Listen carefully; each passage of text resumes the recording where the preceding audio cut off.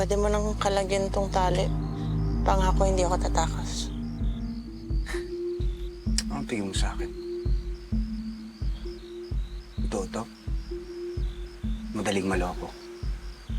Ano yun?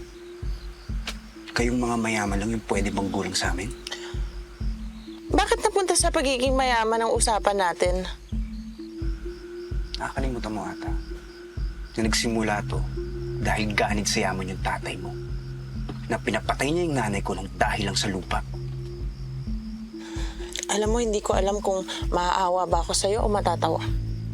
Mukhang nilaso na ng paniniwala mo yung utak mo. Nilason yung utak ko. Sa harapan ko, pinatay yung nanay ko nung parang hayop.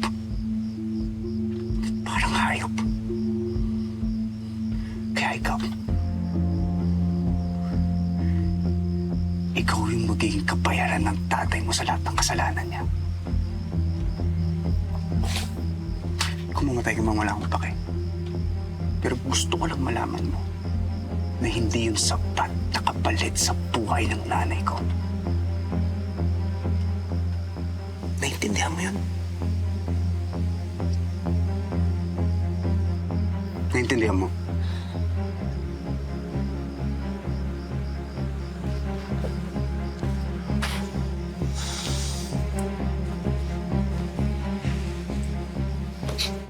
Carlo J. Caparas, lumuhod ka sa lupa.